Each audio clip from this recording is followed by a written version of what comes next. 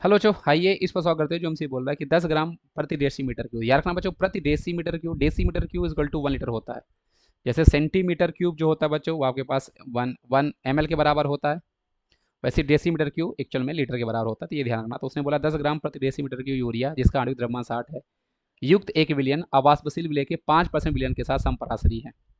तो अवाष्पशील विलय का आणविक भार क्या होगा? ध्यान रखना बच्चों, जब कभी भी ऑस्मेटिक प्रेशर में आपके पास परसेंटेज दिया होगा, तो एक्चुअल में आपके पास मास बाय वॉल्यूम होता है। ये बाय डिफॉल्ट आपको याद ही रखना है ना। कभी कंफ्यूज मत हो जाना कि सर ये कौन सा वाला मास परसेंटेज है। ये मास बाय वॉल्यूम आपके पास होता है। इस चीज़ को आप यहाँ पे ध्यान रखोगे।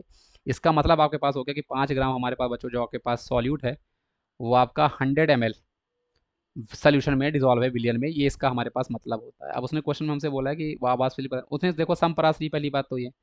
तो ऑस्मेटिक प्रेशर ऑफ यूरिया बराबर ऑस्मेटिक प्रेशर जो आपके पास अननोन है, अज्ञात, दोनों का आपस में बराबर हो जाएगा। अब यूरिया का ऑस्मेटिक प्रेशर आप यहाँ से निकाल सकते हो। कैसे निकालोगे? वही CRT। अब CRT मतलब सी नंबर ऑफ मूव। देखो पाई की वैल्यू आपके पास क्या होती है ऑस्मेटिक प्रेशर? CRT। तो आप पहले यहाँ पे निकालो। चीज़ें कैंसिल हो जाएंगे बच्चों। ये आपके पास सी कैसे आएगा? देखो RT RT दोनों में कैंसिल हो जाएगा, उसमें आपको कंफ्यूज होना नहीं है। सी के लो आपके पास कैसे? Number of moles. देखो सी मोलरता होती है, तो नंबर ऑफ मोल्स तो divide by volume of friction. तो आपके पास यहाँ पे 10 ग्राम दिया, तो 10 डिवाइड बाय प्रति डेसीमीटर क्यूब, मतलब ये आपके पास 1 लीटर हो जाएगा। तो ये तो मेरा सॉर्टेड था, 10/1 इंटू RT।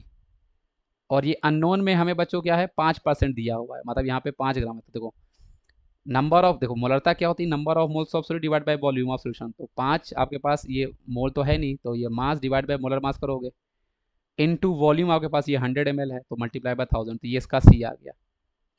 और इंटू R इंटू टी।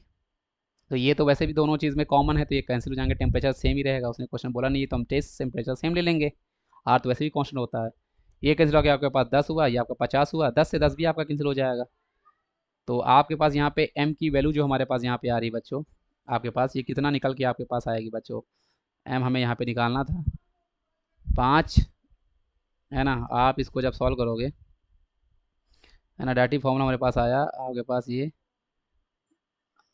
अच्छा, ये मैं यहाँ, अरे यहाँ पे 60 मल्टीप्लाई क्यों नहीं किया मैं? यहाँ 60 भी तो होगा, क्योंकि हमारे पास मोलरता क्या होता है? वो आपका होता है number of moles divide by volume होता है ना। नंबर ऑफ मोल्स होता है mass divide by molar mass, करोगे 60 है 60।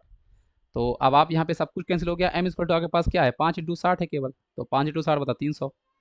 तो 300 आपके पास क्वेश्चन का सही जवाब हो जाता है ए। कितना आसान क्वेश्चन था, ज़्यादा कुछ आपको करना था, डायरेक्टली फॉर्मुला बेस्ड क्वेश्चन था। आई होप आप इस चीज़ को समझ गए होगे बच्चों। इसका सही जवाब आपके पास ए हो जाता है। Thank you.